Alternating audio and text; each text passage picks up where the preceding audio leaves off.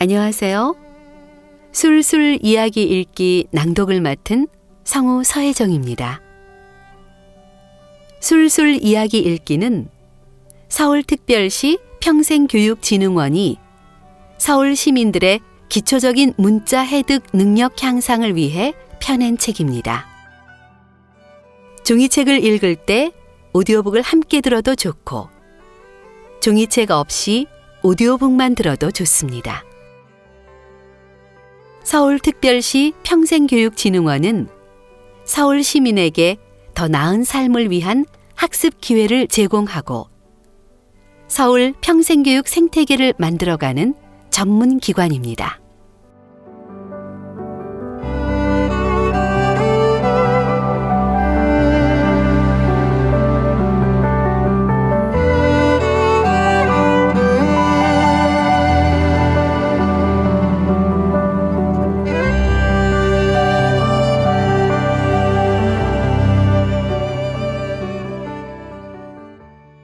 술술 이야기 읽기 넷 동화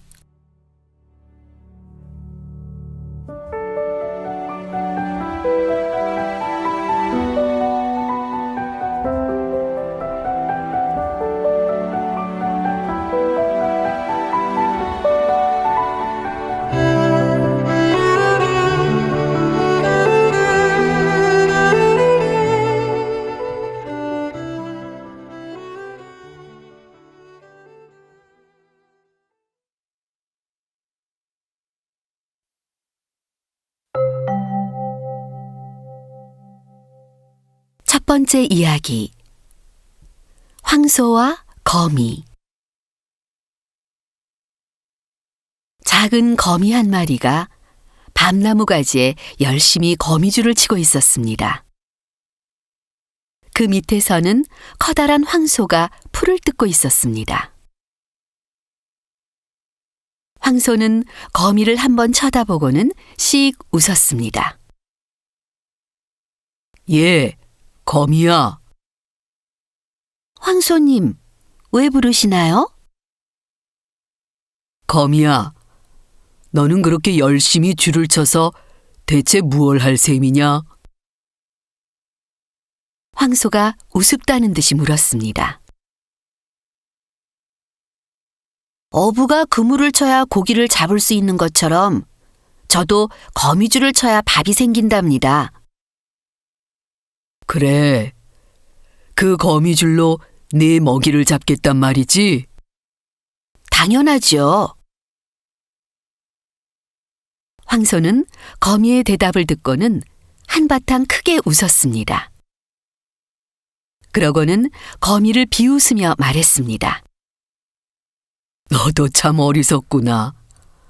어디 걸릴 데가 없어서 내 작은 거미줄에 걸린단 말이냐? 거미는 아무 대답도 하지 않고 다시 바쁘게 줄을 치기 시작했습니다. 그때 마침 파리 한 마리가 날아와 황소의 눈에 붙었습니다. 황소는 파리 때문에 간지러워서 머리를 휘휘 흔들었습니다. 파리는 포르르 날았다가 또다시 황소의 눈에 붙었습니다. 황소는 그렇게 파리와 몇 차례 씨름을 하였습니다. 그러다 끝내는 골이 나서 머리통을 밤나무 밑동에다 씩씩거리며 비볐습니다. 그런 황소의 모습이 어찌나 우습던지 거미는 허리를 움켜잡고 한참이나 깔깔대며 웃었습니다. 그동안 황소는 자신의 힘이 꽤 세다며 우쭐거리기 일쑤였습니다. 그런데 저 조그만 파리 한 마리를 당해내지 못하다니. 그런 황소가 거미의 눈에는 얼마나 우스웠는지요. 그렇게 한참을 웃던 거미는 가뜩이나 가는 허리가 더욱 가늘어졌습니다. 황소가 하도 씩씩거리며 덤벼드니 파리는 다른 데로 가려고 날아올랐습니다. 그러다 그만 파리가 거미줄에 걸리고 말았습니다. 거미는 옳다구나 하고 얼른 파리를 줄로 칭칭 감았습니다. 그리고 황소를 내려다보며 말했습니다. 황소님, 황소님, 요까짓 파리 한 놈도 못 이기고 그렇게 야단을 치면 어쩌십니까? 황소는 거미줄에 걸려 꼼짝도 못하는 파리를 보았습니다. 그제야 거미를 깔보고 놀린 것이 부끄러워졌습니다. 예, 거미야. 너의 재주가 참 용하구나. 너는 어떻게 기는 놈이 나는 놈을 잡을 수가 있는 거니? 황소가 물었습니다. 군뱅이도 구르는 재주가 있듯이 다 자기 재주가 있는 것입니다. 황소님을 그렇게 괴롭히던 요 파리가 제게는 꼼짝도 하지 못하는 것을 보십시오. 거미가 자랑스럽게 말했습니다. 그 후부터 황소는 누구에게도 힘자랑을 절대 하지 않았습니다. 힘이 아무리 강해도 조금이라도 잘난 체를 하지 않았습니다.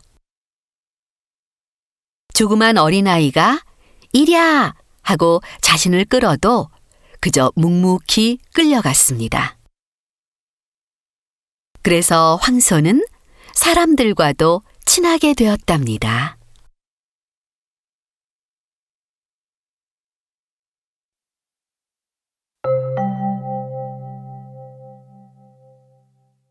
두 번째 이야기.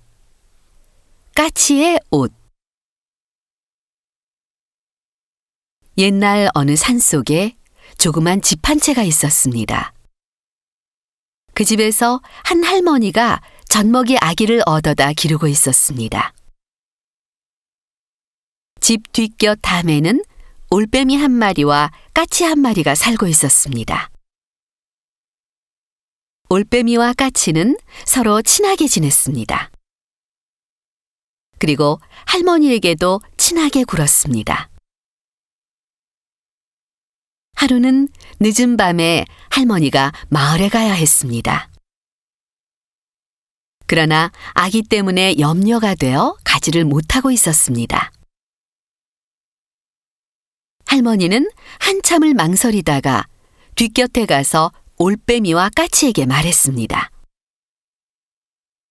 내가 마을에 잠깐 다녀올 것이니 너희가 그동안 우리 아기를 잘 지켜봐다오. 그 대신 잘만 봐주면 내가 상으로 옷을 한 벌씩 만들어줄게.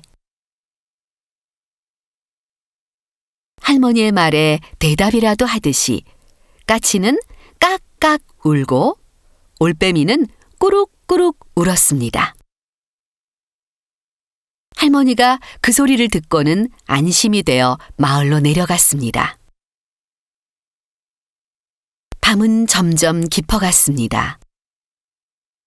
캄캄한 산속은 물소리가 출렁출렁 나고 바람이 쏴 불어 몹시도 무서웠습니다. 그래도 올빼미와 까치는 자지 않고 아기를 지켰습니다. 그러던 중 나무 밑에서 쏴 하는 소리가 났습니다. 밤눈이 밝은 올빼미가 눈을 동그랗게 뜨고 내려다보았습니다. 보기에도 무서운 시커먼 구렁이 한 마리가 아기가 자는 방으로 가고 있었습니다. 깜짝 놀란 올빼미는 큰일 났다고 까치를 보고 작게 울었습니다. 까치도 구렁이를 보았습니다. 놀란 까치는 얼른 깍깍 울며 자신의 친구들을 불렀습니다. 까치의 소리를 듣고는 까치떼가 금세 몰려왔습니다. 수많은 까치떼는 힘을 합쳐 구렁이를 힘껏 쪼았습니다. 방문턱까지 왔던 구렁이가 다행히 문을 넘지 못하고 죽었습니다. 구렁이가 죽은 것을 보고야 까치떼는 헤어졌습니다. 얼마 후 마을에 갔던 할머니가 급한 걸음으로 돌아왔습니다. 올빼미와 까치는 방문 앞에서 작게 울었습니다. 할머니는 등불을 들어 소리가 나는 쪽을 보았습니다. 방문 앞에는 구렁이 한 마리가 피를 흘리며 죽어 있었습니다. 할머니는 아기를 끌어안고 기뻐하며 말했습니다. 우리 복덩이 잘도 잔다.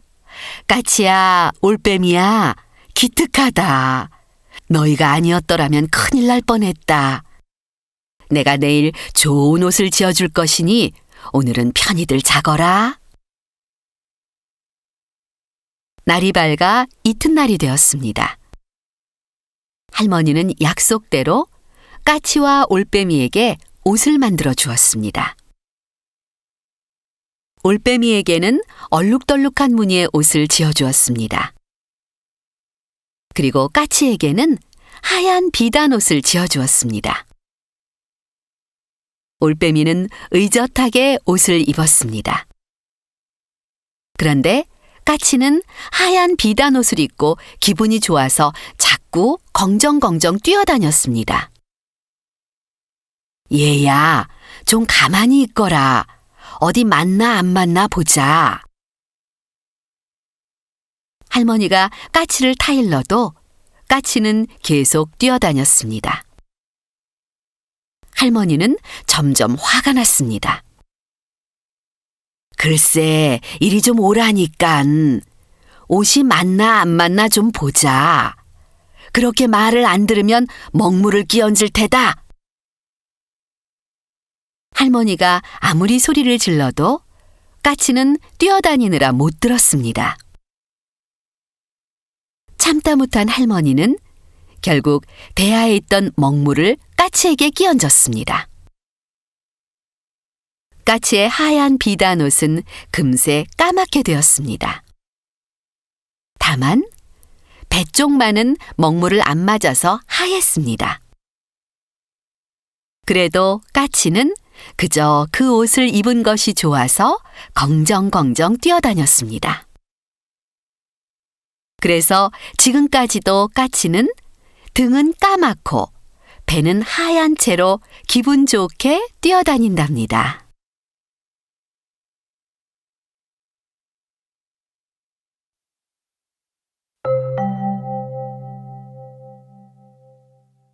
세 번째 이야기. 꼬부랑 오이. 한 덩굴에 오이 5형제가 나란히 달려 있었다. 첫째 오이, 둘째 오이, 셋째 오이, 넷째 오이는 모두 늘씬하고 매끈하게 잘생겼다. 하지만 막내인 5째 오이만은 꼬부라지고 울퉁불퉁하며 생긴 것이 영 성치 않았다. 막내 오이는 저 혼자 못난 것이 몹시 서글펐다. 늘씬하고 매끈하게 잘생긴 형들이 한없이 부러웠다. 어느 날 막내 꼬부랑 오이가 엄마 덩굴에게 심술을 부리고 울면서 말했다. 엄마, 나는 왜 이렇게 꼬부랑이로 생겼어요? 응? 막내 오이의 말을 들은 엄마 덩굴은 눈물이 나오려는 것을 꾹 참았다. 그리고 잎사귀 손으로 꼬부랑 오이의 머리를 부드럽게 쓰다듬으며 말했다. 막내야, 꼬부랑이로 생겼으면 어떠니? 마음씨가 착한 것이 제일이란다. 그래도 난 싫어. 형들처럼 꼿꼿하게 잘생겨야 좋지 뭐. 막내야, 잘생긴 것만 좋은 게 아니란다. 못생긴 것도 귀여움을 받을 때가 있는 거야. 정말? 그럼 못생긴 것도 필요한 곳이 있단다. 엄마의 말에 꼬부랑 오이는 귀가 솔깃하여 그만 울음을 뚝 그쳤다. 이튿날 오이 장수가 덩굴마다 열린 오이를 죄다 땄다. 그리고 손수레에 오이를 잔뜩 싣고 시장에 팔러 갔다. 그 바람에 오이 5 형제도 어머니 덩굴의 품을 떠나 시장으로 오게 되었다. 형제는 식구들과 함께 손수레에 실려 이 골목 저 골목으로 돌아다녔다. 오이 사려! 오이 사려! 오이 장수는 있는 힘껏 큰 소리를 외치며 오이를 팔았다. 오이 장수가 소리를 외칠 때마다 오이들은 깜짝 놀라 바구니 안에서 대굴대굴 굴러다녔다. 오이들은 난생 처음 보는 서울의 거리와 도시 사람들이 이상해서 자기네들끼리 쿡쿡 찌르며 시시덕거렸다. 오이 장수가 한 골목 두 골목 돌 때마다 바구니 안의 오이들은 하나 둘씩 줄어갔다. 오이 사려! 오이 사려! 오이 장수가 한 골목으로 들어섰을 때 어떤 부인이 오이 장수를 불렀다. 오이 장수! 예! 오이 장수는 수레를 끌고 얼른 부인에게 달려갔다. 오이가 10전에 몇 개인가요? 5개입니다. 그럼 30전어치만 주세요. 예, 여기 있습니다. 감사합니다. 오이 장수는 신이 나서 부인의 바구니에 오이를 담았다. 이때 꼬부랑내 오이 5 형제도 부인의 바구니 속으로 옮겨졌다. 부인이 오이 바구니를 들고 집에 도착하니 인형을 가지고 놀던 딸아이가 바구니 속을 보러 왔다.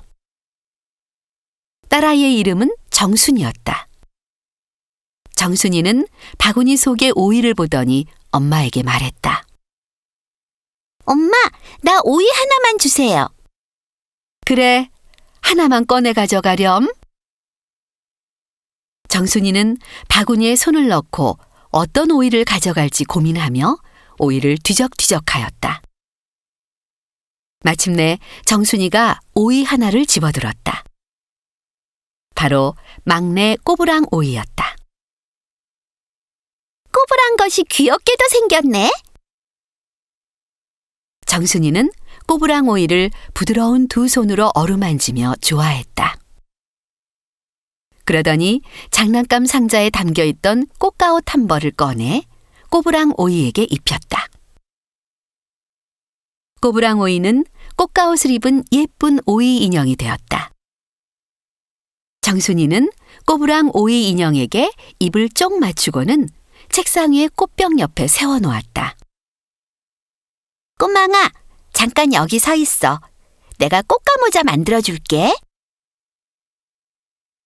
정순이는 꼬부랑 오이에게 꼬망이라는 귀여운 이름도 지어주었다.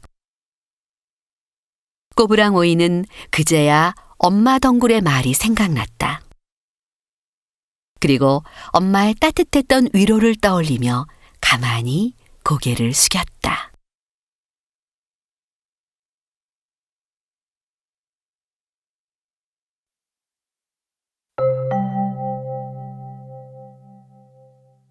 네 번째 이야기. 지붕 위에 올라가. 첫째는 처음으로 지붕 위에 올라갔습니다. 언니가 지붕 위에 올라간 것을 둘째가 보았습니다. 둘째가 곧이어 언니가 타고 올라간 사다리에 가서 1칸, 2칸 따라 올라갔습니다. 그러나 겁이 많은 둘째는 다리가 부들부들 떨렸습니다. 그래서 겨우 3칸밖에 올라가지 못했습니다. 언니, 나 좀 붙들어줘. 지붕 위로 올라가고 싶은 둘째가 말했습니다. 1칸만 더 올라오면 돼. 어서 올라와. 아휴, 더는 못 가겠어. 둘째는 닥쳤던 개 모양으로 지붕만 쳐다보았습니다.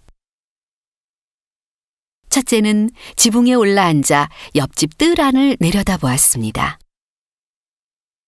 빨간 꽃, 분홍 꽃, 하얀 꽃 등의 이름 모를 꽃들이 수두룩하게 피어 있었습니다. 꽃이 참 예쁘기도 하지. 첫째는 알록달록한 꽃들을 보았고 다양한 잎새도 보았습니다. 장독대 뒤에서 고양이가 낮잠을 자는 것도 보았습니다. 그저 좋아서 보고 또 보았습니다. 그 바람에 둘째는 아주 잊어버리고 말았습니다. 둘째는 겁이 나서 올라가지 못했습니다. 하지만 마치 누가 회방을 놓아서 못 올라간 것처럼 심술이 났습니다. 그래서 3칸씩이나 올라갔던 사다리에서 쑥 내려와 버리고 말았습니다. 첫째는 눈을 들어 먼 곳을 바라보았습니다. 가늘고 긴 허리띠를 던져놓은 듯한 냇물이 보였습니다. 햇빛에 비치어 반짝이는 냇물은 마치 하늘을 비추는 거울 같았습니다. 냇물이 참 곱기도 하다. 둘째는 풍경 보는 것에 푹 빠져 자신은 쳐다봐 주지도 않는 언니가 야속했습니다. 사다리 치워버릴 테야! 둘째가 사다리를 치워버린다고 해도 첫째는 보기는커녕 대꾸도 하지 않았습니다. 둘째는 더 약이 올라서 말했습니다. 지붕에 올라가는 게 뭐 대수인가? 난 수수팥떡 먹으러 갈 테야. 둘째는 수수팥떡을 가지러 부엌으로 쏜살같이 들어갔습니다. 첫째는 고개를 돌려 맞은편을 보았습니다. 풀썩풀썩한 먼지를 피우며 장으로 가는 사람들이 보였습니다. 물건을 가득 실은 당나귀를 끌고 가는 사람들이 보였습니다. 첫째는 이것저것을 볼수록 재밌었습니다. 첫째의 생각에 날개가 돋쳤습니다. 저 냇물은 차차 넓어져서 끝없이 넓은 바다가 되겠지? 첫째는 그림에서 본 바다가 눈앞에 있는 것 같았습니다. 큰 배와 작은 배, 여태껏 한 번도 보지 못한 배들이 떠다니는 바다를 만난 것 같았습니다. 둘째는 부엌에서 수수팥떡을 들고 나왔습니다. 언니, 수수팥떡 안 줄 테야! 언니가 지붕에 올라가더니 귀까지 먹었나 봐. 아, 팥떡 참말로 맛있다. 참, 광에 갱엿이 있었지? 갱엿도 갖다 먹어야지. 언니, 갱엿 먹을 거야? 둘째는 아무런 말이 없는 언니를 뒤로 하고 광으로 뛰어들어갔습니다. 바다를 한참 보던 첫째는 길을 자꾸 걷게 되었습니다. 맨 먼저 풀썩풀썩 먼지를 피우며 가는 사람들과 같이 시장으로 갔습니다. 그 다음에는 한참이나 좁은 길을 걷고 높은 산을 넘고 바다를 건넜습니다. 그리고 꿈나라로 갔습니다. 첫째가 꿈나라에 도착하자 꿈나라의 아이들이 기쁘게 맞아주었습니다. 빨간 옷을 입은 아이도 있었고 파란 옷을 입은 아이도 있었고 분홍 옷을 입은 아이도 있었습니다. 아이들은 색색이 꽃이 핀 꽃밭에서 나비처럼 춤을 추며 놀았습니다. 첫째도 아이들과 같이 손을 맞잡고 함께 뛰어놀았습니다. 광문을 삐걱 닫고 갱엿을 들고 나온 둘째는 지붕 위를 향해서 소리를 질렀습니다. 언니, 갱엿 안 줄 테야! 그래도 언니는 아무런 대답이 없었습니다. 에이, 지붕에서 살게 사다리 치워야지. 둘째는 지붕과 땅 사이에 걸쳐 놓았던 사다리를 치워버리고 말았습니다.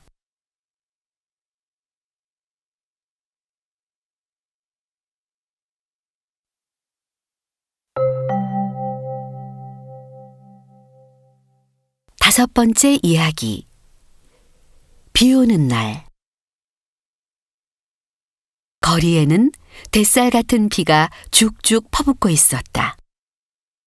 억진이가 배달부로 있는 냉면집 전화가 요란스럽게 울어댔다. 따르릉, 따르릉. 냉면집 주인은 전화기를 들고 점잖게 전화를 받았다. 네, 그렇습니다. 10그릇이요? 네, 곧 가져다 드리겠습니다. 전화를 끊은 주인이 억진이에게 말했다. 냉면 10그릇 얼른 해서 금강상회로 가져가거라. 잠시 후에 억진이는 국수 목판에다가 냉면 10그릇과 간장병, 고춧가루 그릇을 올려놓았다. 그리고 자전거를 얼른 몰아 금강상회로 향하였다. 몹시 세차게 내리는 비를 맞으며 억진이는 속력을 내서 자전거를 몰았다. 그때 마침 맞은편에서 자동차 한 대가 질퍽거리는 길 위로 흙탕물을 튀기며 달려오고 있었다. 자동차는 억진이의 자전거를 보고선 연거푸 빵빵하며 경적을 울렸다. 억진이는 자전거를 세워 자동차를 피하려고 했다. 그런데 그 순간 억진이가 타고 있던 자전거가 휘청거리며 미끄러졌다. 그 바람에 배달하던 국수 목판이 잡을 새도 없이 길바닥에 폭삭 엎어졌다. 억진이는 눈앞이 캄캄해졌다. 그 속도 모르고 비는 등떨미를 얼마나 세차게 내리치던지. 억진이는 그만 흙바닥에 주저앉아 한바탕 울고 싶었다. 한 달에 월급이라곤 몇 푼 되지 않는데 엎어진 국수 10그릇과 깨진 그릇값을 생각하니 기가 막혔다. 아니 그보다도 주인에게 또 국수를 전부 버렸다라고 말하기도 부끄러웠다. 또 냉면을 주문한 상회에는 무어라 말을 하나 생각하니 가슴이 답답해졌다. 그동안에 심술 사나운 자동차는 벌써 모른 척하며 어디론가 달아나 버렸다. 억진이는 한참이나 멍하니 그 자리에 서서 떠나간 자동차의 뒤를 바라보고 있었다. 두 눈에 눈물이 가득히 고였다. 이래가지고 언제 돈을 모아서 우리 누님을 빼내오나? 억진이는 자기도 모르게 중얼거리며 그릇들을 주워 담았다. 억진이는 가여운 소년이었다. 작년만 해도 어머니와 누나인 억년이와 함께 살고 있었다. 억년이는 제사 공장에 다니며 조금씩 돈을 벌었다. 억진이도 소일거리를 해서 몇 원씩이라도 보태며 근근히 지냈다. 그러다 어머니가 병환이 나시면서 약값이 적지 않게 들어 생활은 더욱 어려워졌다. 어머니의 병환에는 차도가 없었다. 효성이 지극한 억진이 남매가 여러 생각을 한 끝에 누님인 억년이가 술집에 들어가 돈을 빌렸다. 그리고 그 돈으로 어머니를 병원에 입원시켜드렸다. 억진이는 무슨 일을 하든지 이를 악물고 돈을 벌어 술집에서 누님을 빼내오기로 하였다. 그래서 누님은 술집에 가 있는 몸이 되고 억진이는 냉면집에서 배달부로 일하게 된 것이었다. 그러나 어머니는 몇 달 만에 돌아가시고 억진이 남매는 가엾게 동서로 떨어지게 되었다. 한참 만에 억진이가 냉면 그릇을 목판에 담아 들고는 힘없이 자전거를 일으켜 세웠다. 주인 집으로 돌아가고 있는데 아까 지나갔던 자동차가 또다시 달려왔다. 그러더니 갑자기 차가 억진이의 앞에 우뚝 멈추었다. 억진이는 그 자동차가 미워 잔뜩 흘겨보다 옆으로 비켰다. 그런데 누군지 자동차에서 억진아 하고 부르는 것이었다. 누님이었다. 억년이는 자동차에서 불이 나게 내리며 떨리는 목소리로 말했다. 정말 너였구나. 어쩐지 얘기를 듣다 보니 그럴싸하더라. 억년이는 억진이의 손을 단단히 쥐었다. 아까 그 자동차는 억년이가 있는 술집으로 가는 중이었다. 억년이는 차에 있던 손님들이 하는 얘기를 듣고 넘어진 아이가 억진이 같다는 생각이 들었다. 그래서 단번에 자동차를 잡아타고 달려온 것이었다. 억년이는 비단 옷이 비에 젖는 것도 상관치 않으며 억진이의 손을 쥐고선 한참이나 억진이를 바라보았다. 어느덧 억년이의 고운 뺨에는 구슬 같은 눈물이 주르륵 흘렀다. 억년이는 억진이의 손에 무언가를 슬그머니 쥐어주었다. 억진아, 난 바빠서 이만 가야겠다. 억년이는 급히 자동차를 타고 가버렸다.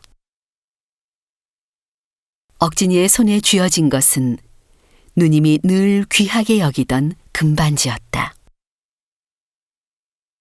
억진이는 그 반지를 보고 누님의 뜻을 알아차렸다. 억진이는 전당포에 그 반지를 맡기고 돈 5원을 얻어서 냉면값과 그릇값을 물어주었다. 억진이는 다시금 이를 악물었다. 오냐, 더 정신을 차리고 부지런히 일해서 누님의 반지도 찾고 누님도 찾아 잘 되어야 한다.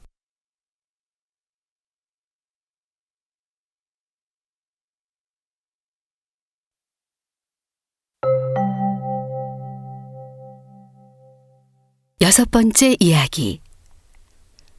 벚꽃 이야기. 100년도 더 된 오래전이었습니다. 한적하고 고요한 시골에 살던 소년들은 늘 이야기로만 듣던 서울이 궁금했습니다. 그 중에서도 가장 궁금한 것은 서울을 안고 있다는 삼각산이었습니다. 모양이 세모라 삼각산인지 봉우리가 3개여서 삼각산인지 궁금했습니다. 삼각산에는 얼마나 좋은 숲과 골짜기가 있을 것인지, 골짜기마다 물은 또 얼마나 맑을지 궁금했습니다. 어느 날, 그 소원이 이루어지는 날이 왔습니다. 13살, 14살 또래 소년 21명이 무리를 지어 서울로 길을 떠났습니다. 도착해서는 피곤한 것도 잊어버리고 사흘 밤낮으로 서울을 구경하였습니다. 그리고 마침내 해화문 밖에 있는 삼각산을 찾아갔습니다. 소년들은 얼마나 반갑고 기뻤을까요? 따뜻한 봄, 하늘 가득히 핀 아지랑이 저편에 우뚝 솟은 바위의 위엄이 느껴졌습니다. 골짜기마다 흘러내리는 맑은 물과 숲 사이마다 방긋이 웃는 두견화는 무척이나 사랑스러웠습니다. 길도 없는 등성이를 넘어갈 때마다 경치가 바뀌고 흘러내리는 물줄기를 거슬러 한 고비를 돌면 딴 세상이 되었습니다. 소년들은 그리운 어머니의 품에 안긴 것처럼 기쁨에 도취되었습니다. 저녁 때가 되었습니다. 집으로 돌아가기 위해 산을 빠져나왔습니다. 입구에 나왔을 때 일행을 세워보니 큰일이 났습니다. 한 사람이 빠지고 없어서 20명밖에 없었습니다. 길을 잃은 한 명이 산속에서 혼자 헤매고 있는 것이 분명했습니다. 밤이 되더라도 우리가 도로 산으로 가서 각자 찾을 수밖에 없겠어. 친구들의 생각은 모두 같았습니다. 어두워오는 산속이 무섭기도 하고 위험도 하겠지만 친구를 남겨놓고 갈 수는 없는 일이었습니다. 해가 지고 밤이 되었습니다. 인적 없는 깊은 산 속에 20명의 소년들이 흩어져 친구를 찾았습니다. 달이 밝아서 산기슭을 낫같이 비추었지만 그래도 깊은 숲속은 마귀의 굴처럼 무섭고 캄캄했습니다.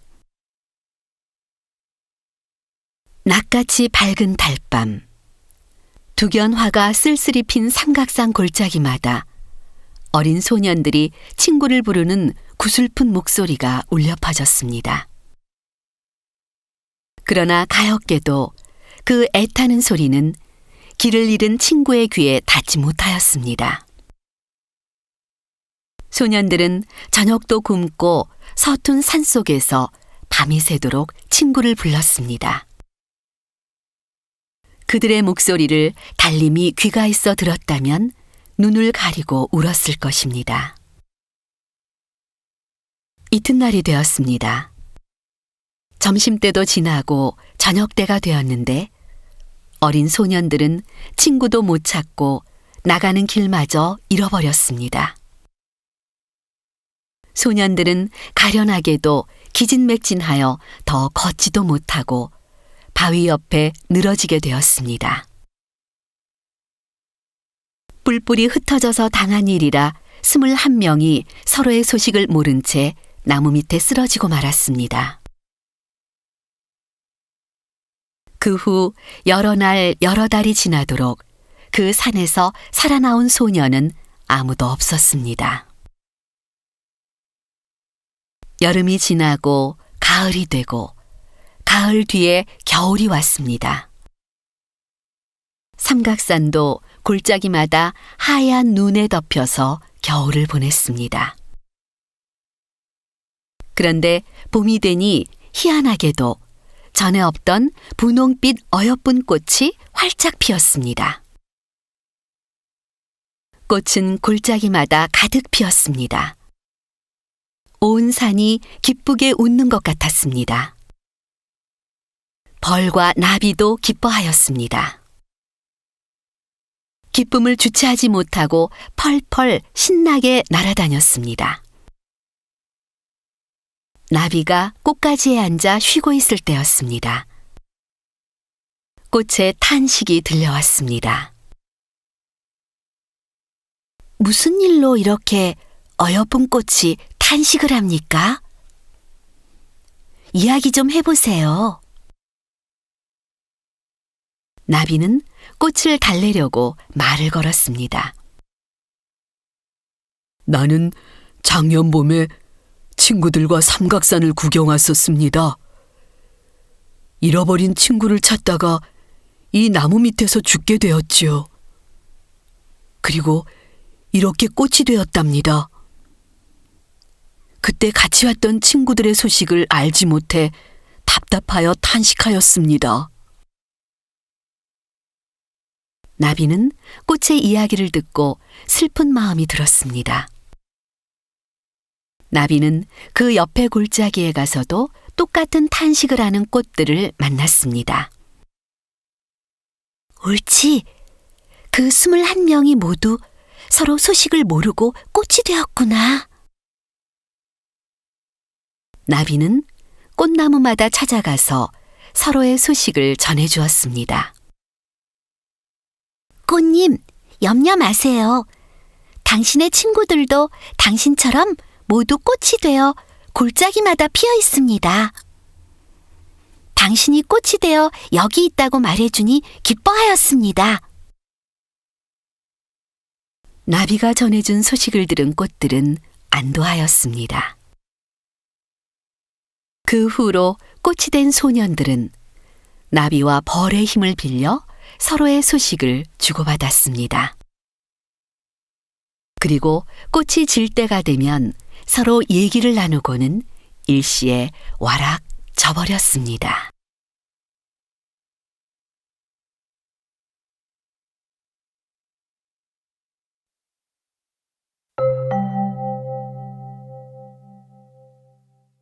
일곱 번째 이야기. 배뚱뚱이. 추석 전날이었습니다. 늘 학교에 가기 싫어하는 병욱이는 이날도 학교에 가기 싫다고 했습니다. 어머니는 병욱이를 달랬습니다. 병욱아, 어서 학교 갔다 와. 그럼 엄마가 밤 송편이랑 꿀 송편이랑 해뒀다가 학교 갔다 오면 줄게. 너 꿀 송편 잘 먹지? 병욱이는 할 수 없이 책가방을 메고 학교에 갔습니다. 학교에 가긴 갔으나 이날 온종일 병욱이의 눈에는 송편만 보였습니다. 공부에는 도무지 집중을 하지 못했습니다. 수학 시간에는 8 더하기 7을 14라고 했다가 선생님께 꾸중을 들었습니다. 8월 보름을 추석이라고 하오라고 해야 하는데 7월 보름이라고 했다가 친구들에게 놀림을 받기도 했습니다. 학교가 끝나자 병욱이는 송편을 생각하며 불이 나게 집으로 향했습니다. 빨리 걷느라고 발부리가 돌에 치여도 별로 아픈 줄도 몰랐습니다. 아프기는커녕 발부리에 채어 굴러가는 돌이 꼭 송편처럼 보였습니다. 병욱이는 집에 들어서자마자 큰 소리로 외쳤습니다. 엄마, 꿀 송편 했어요? 그럼 밤 송편도 하고 다 했지. 그럼 어서 주세요. 병욱이는 마루에 올라서면서부터 보챘습니다. 옛다, 요것만 먹고 이따 아버지랑 형이랑 오면 같이 먹자. 어머니가 갖다 주신 접시엔 송편이 겨우 3개밖에 없었습니다. 그래서 병욱이는 먹지도 않고 뾰로통해서 앉아 있었습니다. 병욱아, 그러지 말고 이것만 먹고 얼른 아저씨 댁에 가봐. 뭐 만난 거 하셨으면 주실지 아니? 병욱이는 아저씨 댁에 만난 것이란 엄마의 말에 마음이 풀렸습니다. 병욱이가 떡 3개를 홀딱 먹고는 일어서며 말했습니다. 그럼 나 아저씨 댁에 갈래요. 그래, 가는 길에 이것도 갖다 드려. 이게 뭐예요? 송편이야. 엄마가 조금 갖다 드리래요 하고선 아주머니 드리면 돼. 병욱이는 떡꾸러미를 들고 길을 나섰습니다. 조금 가다가 병욱이는 떡 생각이 났습니다. 옳지, 이 속에 떡이 있지? 까짓것 몇 개 꺼내 먹고 갈까? 아까 집에서 맛본 송편 생각에 침이 절로 넘어갔습니다. 그러나 참고 다시 걸어갔습니다. 어느덧 잔디밭이 있는 데까지 왔습니다. 병욱이는 송편 생각이 또 났습니다. 몇 개 꺼내 먹어도 아주머니가 모르실 거야. 그래, 딱 2개만 꺼내 먹고 갖다 드리자. 생각 끝에 병욱이는 잔디밭에 털썩 앉아 떡꾸러미를 풀었습니다. 그 중에서 제일 맛있어 보이는 송편을 1개 얼른 꺼냈습니다. 그리고 송편을 입에다 단번에 쏙 넣었습니다. 역시 송편은 맛있었습니다. 그렇게 또 1개를 꺼내 먹었습니다. 병욱이는 처음에 먹기로 생각한 송편 2개를 벌써 다 먹었습니다. 하지만 떡이 더 먹고 싶어서 견딜 수가 없었습니다. 참다 못한 병욱이는 1개를 더 꺼내 먹었습니다. 그래도 더 먹고 싶었습니다. 딱 하나만 더 먹자. 병욱이는 송편을 또 꺼내 먹었습니다. 4개가 5개가 되고 5개가 6개가 되었습니다. 병욱이가 떡꾸러미에서 꺼내 먹은 송편은 모두 7개였습니다. 떡꾸러미는 그새 가벼워졌습니다. 병욱이는 원래 떡을 몹시 좋아합니다. 게다가 욕심꾸러기이기도 합니다. 병욱이는 떡꾸러미가 가벼워 보이지 않도록 신경 써서 다시 끓였습니다. 아저씨 댁에 도착한 병욱이는 천연스럽게 말했습니다. 아주머니, 엄마가 떡 조금 갖다 드리래요. 아주머니는 병욱이네가 떡을 조금밖에 못해서 요 정도만 보냈구나 하고 생각했습니다. 병욱아, 떡 가져오느라고 수고했다. 어서 들어와. 와서 빈대떡 좀 먹어. 아주머니는 병욱이에게 녹두 빈대떡을 한 접시 가져다 주었습니다. 병욱이는 배가 상당히 불렀지만 빈대떡의 구수한 냄새에 참을 수 없었습니다. 구수한 냄새를 풍기는 노르스름한 빈대떡을 누가 참을 수 있을까요? 아주머니네서 빈대떡을 한껏 먹고 집에 돌아온 병욱이는 식구들을 따라 송편을 더 먹었습니다. 결국 그날 밤 병욱이는 배탈이 나고 말았습니다. 자다 말고 몇 번이나 화장실을 들락날락했습니다. 아이고, 이게 무슨 일이야. 아저씨 댁에서 빈대떡을 먹었다고 하더니 그게 탈이 났나? 어머니가 걱정하며 말했습니다. 밤이 지나고 추석날 아침이 되었습니다. 병욱이의 배를 보니 헛배가 불러서 그런지 몹시 뚱뚱해 보였습니다. 결국 병욱이는 구세병원에 가서 진찰을 받았습니다. 의사는 병욱이의 배를 자꾸 두드려 보았습니다. 그럴 때마다 마치 북처럼 펑펑 소리가 났습니다. 너무 과식해서 위장에 탈이 났습니다. 입원해야 하겠습니다. 진찰을 끝낸 의사가 말했습니다. 과식이라니요? 어머니는 전날 병욱이가 떡 심부름을 가다가 송편을 7개나 꺼내 먹은 것을 모르셨습니다. 네, 너무 많이 먹어서 탈이 났네요. 의사는 병욱이의 뚱뚱한 배를 다시 한번 꾹 눌러보며 말했습니다. 그 말을 듣고 병욱이는 깜짝 놀랐습니다. 의사 선생님이 어떻게 그렇게 잘하시지? 어저께 내가 떡 꺼내 먹는 것을 보셨나 봐. 마침내 배뚱뚱이 병욱이는 뚱뚱한 배를 내밀고 병원 침대에 누웠습니다. 그리고 주사 1대를 맞았습니다. 병욱이는 정신이 펄쩍 나서 너무 많이 먹으면 탈이 나는구나 하고 저 혼자 생각했습니다.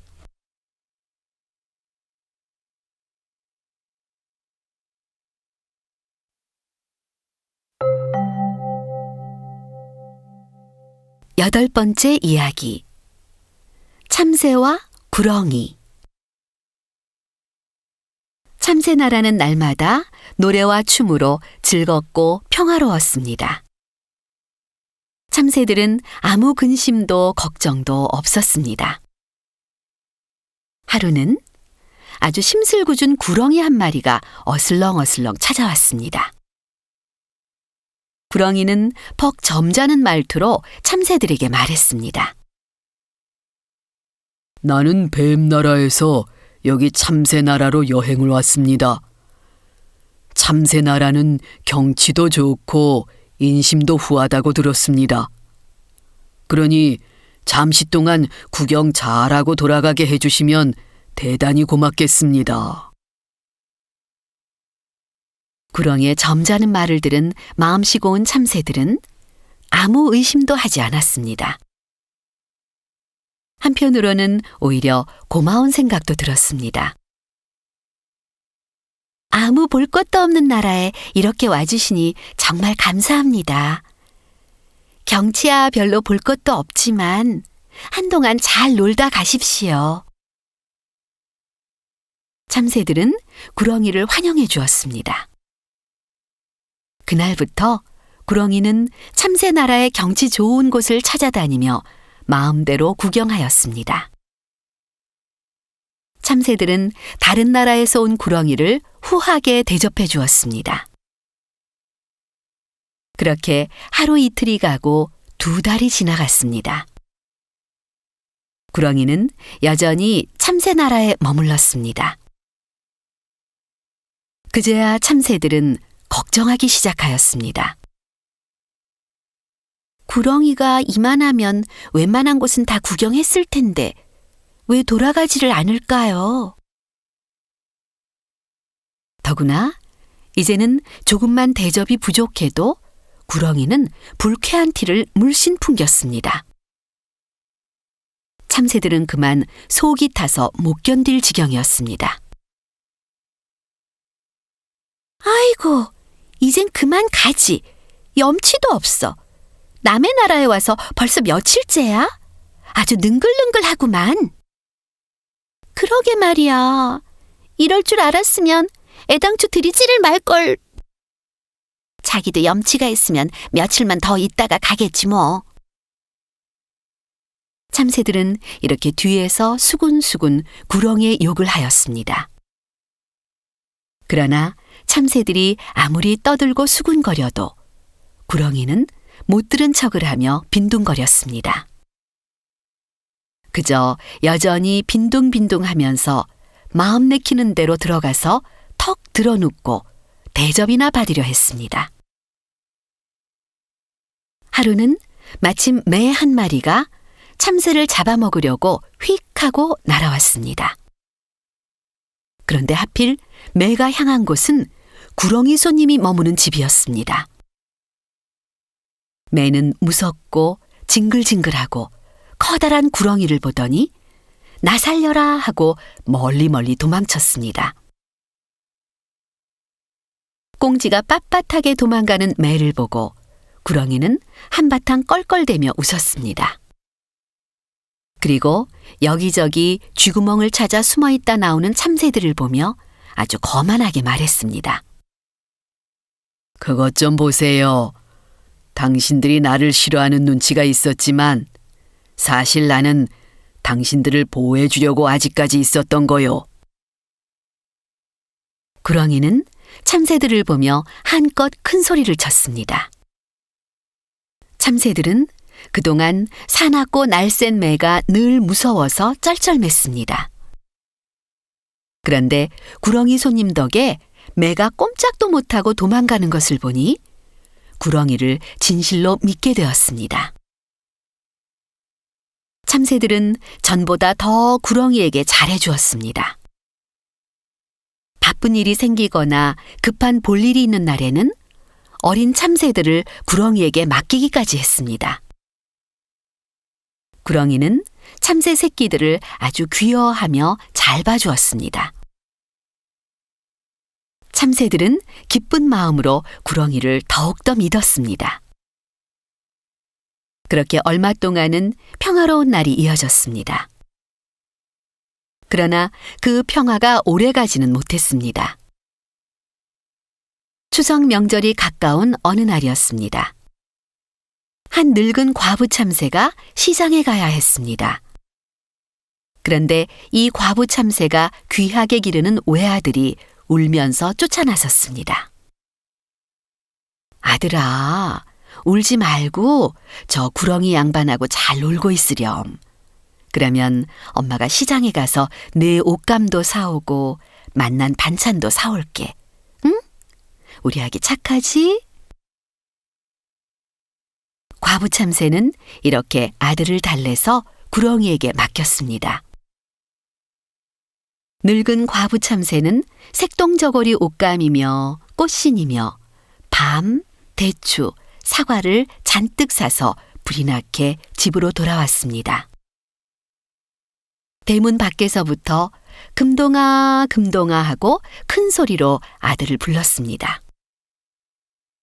그렇지만 이전과 달리 아들은 그림자조차 보이지 않았습니다. 과부 참새는 아들이 잠든 줄 알고 방문을 열어보았습니다. 하지만 방 안에도 사랑하는 아들 금동이는 없었습니다. 다만 구렁이 혼자서 배를 불룩불룩하면서 코를 드르렁드르렁 골면서 잠을 자고 있었습니다. 어미 참새는 그만 이고온 보따리를 내던지며 구렁이를 깨웠습니다.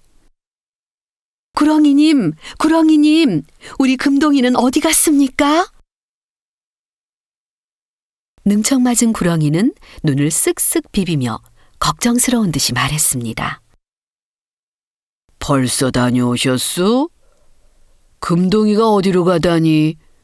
방금 전까지도 방 안에서 바스락바스락 잘 놀았는데 얘가 어디로 갔을까?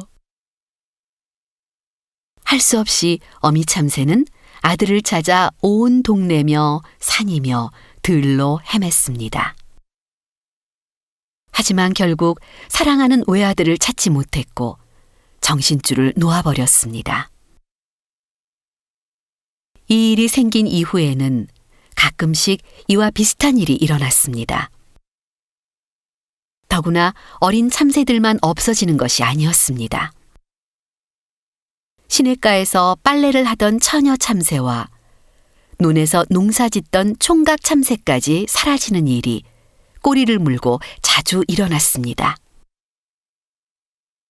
구렁이는 자기는 도무지 모르는 것처럼 점잖게 다니며 대접을 받으려고 하였습니다. 하지만 마침내 때는 오고야 말았습니다. 참새들이 비로소 자신들이 믿었던 구렁이의 짓이라는 것을 눈치채기 시작했습니다. 평화롭던 참새 나라에 날마다 울음소리가 끊이지 않는 것이 그 구렁이 녀석 때문이라는 것을 깨닫게 되었습니다. 참새들은 구렁이와 결판을 내기로 결심하였습니다. 자, 여러분, 우리 내일은 아이들만 동네에서 놀게 하고 모두 밭에 나가는 척을 합시다. 그리고 숨어 있다가 구렁이 놈이 몹쓸 짓을 하려고 할 때 뛰쳐나갑시다. 구렁이 놈을 아주 꽉 잡아서 죄값을 치르게 하자고요. 이튿날 어른 참새들은 어린 참새들만 두고 호미와 괭이, 낫을 가지고 일을 나가는 척을 하였습니다. 그러고는 집 뒤에 모두 숨어 있었습니다. 아니나 다를까. 한낮쯤 되니 구렁이가 새빨간 혀를 날름거리며 참새 새끼들에게 다가갔습니다. 참새 새끼들은 제재거리며 놀고 있었습니다. 구렁이는 커다란 입을 쩍 벌리고는 그 중에서 제일 어린 참새 하나를 집어물었습니다.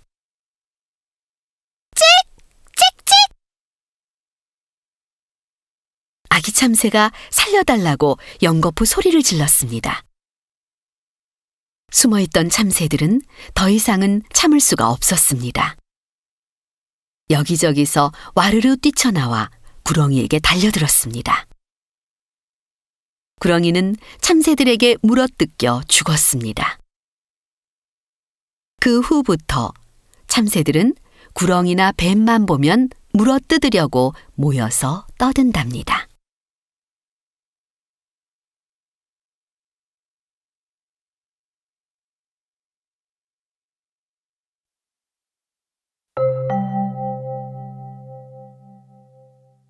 아홉 번째 이야기. 그림책. 온종일 벌판에 나가서 아버지를 도와드리다가 오늘 저녁은 어스름할 때 집에 돌아왔습니다. 대문 밖에서 집안을 들여다보니 쥐죽은 듯이 고요할 뿐 인기척은 없었습니다. 나는 어머니를 불러보았습니다. 어머니, 어머니. 어머니가 계시면 이제 오니 덥지 하시면서 맞아주실 텐데 그렇지가 않았습니다. 방에 들어가서 불을 켜보니 어린 동생만이 새근새근 자고 있었습니다. 쓸쓸했습니다. 또 그림책이나 볼 수밖에. 책이라도 봐야겠다 싶어서 벽장문을 열고 그림책을 찾아보았습니다. 하지만 그림책은 없었습니다. 동생이 찢거나 침이라도 흘릴까봐 항상 동생의 키가 닿지 않는 벽장에 넣어두곤 했습니다. 성냥불을 비춰가며 샅샅이 뒤적거리다가 깜박 잊고 있던 것이 생각났습니다. 어제 저녁 잠들기 전에 자리에 누워서 그림책을 보았습니다. 그리고 일어나기가 싫어 반지꼬리에 책을 던져 넣었습니다. 이 일이 생각나 불이 나게 바느질 그릇을 뒤져보았습니다. 하지만 그림책은 없었습니다. 때마침 고무 신자 끄는 소리가 밖에서 났습니다. 문을 획 열고 보니 어머니셨습니다. 어머니! 왜 그러니? 반지꼬리에 넣어둔 그림책 못 보셨어요? 아침에 옥광주리에서 본 것 같은데. 지금 막 찾아봐도 없어요. 글쎄, 난 모르겠다. 어머니는 저녁을 차리시려고 부엌으로 들어가셨습니다. 어머니께서 수저를 달그락거리시면서 말씀하셨습니다. 구석구석 잘 찾아보렴. 나는 어머니가 미워졌습니다. 말이야 누군들 못하나요? 그 그림책은 내가 하루 종일 일을 하고 집에 돌아왔을 때 재미나게 보던 것이었습니다. 그런 그림책이 없어지다니 너무 속상했습니다. 높은 데 감춰뒀어야 했는데 옥광주리에 넣어뒀더니 동생이 내다 버린 게 확실했습니다. 쌕쌕 자고 있는 동생을 꼬집어주고 싶어서 손이 간질간질했습니다. 어머니께서 밥상을 들고 오셔서 저녁을 먹자고 하셨습니다. 배고픔이 없어져서 숟가락을 들고 싶지 않았습니다. 자, 아버지 들어오신다. 찡그리지 말고. 곧 아버지께서 들어오셨습니다. 아버지께서 눈을 부릅뜨시고 왜 밥을 안 먹느냐고 꾸지람을 하실까봐 나는 밥을 먹는 척했습니다. 컴컴한 밤, 바람이 으스스 울타리를 스치며 지나가는 소리가 들렸습니다. 그림책이 그전보다 더 보고 싶어졌습니다. 병정이 말을 타고 나팔을 불고 물에 빠진 소녀를 건져내고 원숭이가 나무 위에서 재주를 부리는 그런 그림들이 눈앞에 선했습니다. 곁에서 바늘귀를 꿰시던 어머니께서 말씀하셨습니다. 내일 아침에 찾아줄 테니 얼른 자거라. 이불을 막 뒤집어 써 보았지만 눈만 말똥말똥해졌습니다. 그림책을 한참 생각하다 보니 김 선생님에 대한 생각까지 떠올랐습니다. 김 선생님의 이름을 알아둘 걸 그랬네.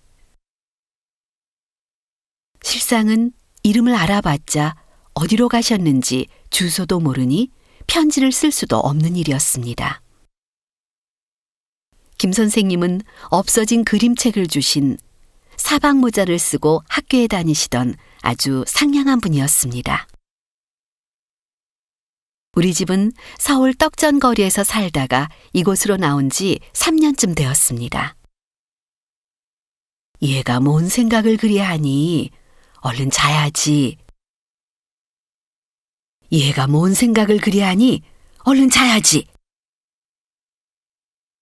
바느질을 하시던 어머니께서 발끈하시며 말씀하셨습니다. 잘게요. 나는 질겁해서 저절로 퉁명스러운 대답이 나왔습니다. 그림책인지 뭔지는 밝은 낮에 찾아줄 테니 어서 자려무나. 어서 자고 내일 또 일해야 먹고 살지 않겠니? 나는 어머니께서 묻는 말에 대답은 않고 김 선생님에 대해 여쭤봤습니다. 저 김 선생님이 어디 계신지 아세요? 갑자기 김 선생은 웬 말이야? 어머니는 황당해 하셨습니다. 그 학생 선생 말이지. 아버지는 잠결에 말씀하시곤 돌아 누워서 드르렁드르렁 코만 고셨습니다. 나도 홧김에 이불을 다시 뒤집어 썼습니다. 김 선생님은 우리 동네에서 사대문 안에 있는 학교를 다니셨습니다. 우리 옆집에 방을 한 칸 얻어 지내고 계셨습니다. 나도 사대문 안에 살 때는 다른 아이들처럼 학교에 다녔습니다.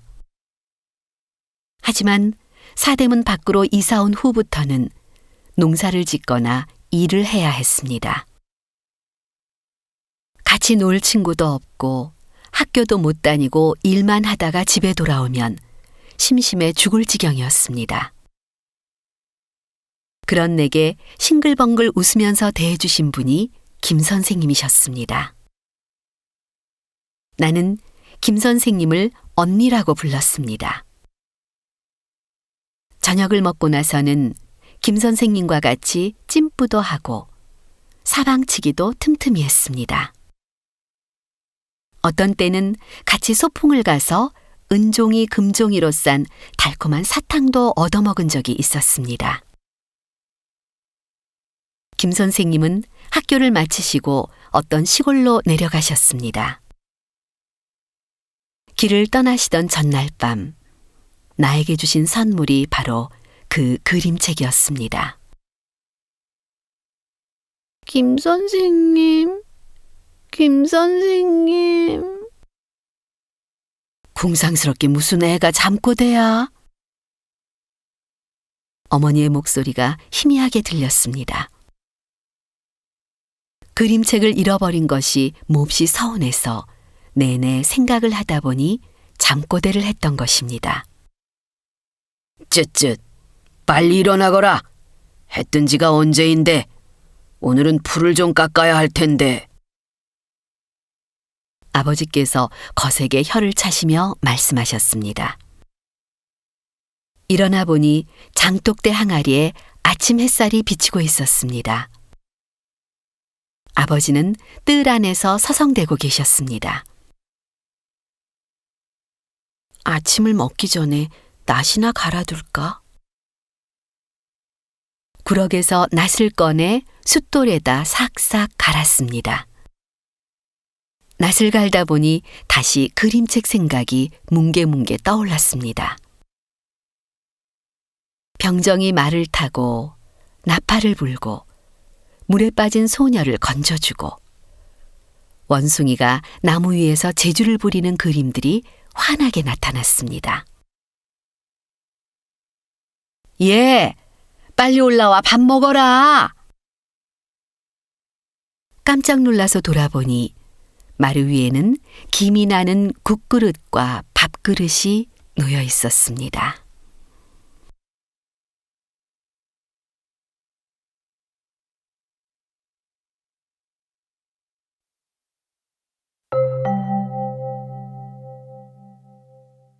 열 번째 이야기. 아기 물장수. 날마다 기다리고 기다려도 비가 오지 않았다. 아무리 고개를 젖히고 하늘을 쳐다보아도 하늘은 파랗기만 했다. 벌써 2달째 비가 오지 않는다. 비가 오지 않으니 풀이 말랐다. 나무가 시들었다. 물도 말랐다. 사람들의 가슴도 타고 곡식도 탔다. 동네마다 우물물이 졸아서 우물가에서는 날마다 싸움이 벌어졌다. 공동수도 옆에는 물통이 줄줄이 서서 체조를 했다.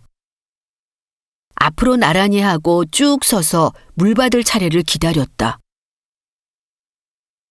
비가 어서 와야 할 텐데 비가 왜 안 오는지 모르겠다. 비가 어서 와야 곡식도 자라고 열매가 열리고 추수를 할 텐데. 하늘 위에 있는 비가 다 말라버렸나? 하늘에 구름이 껴야 비가 온다는데 구름은 다 어디로 달아나 버렸나?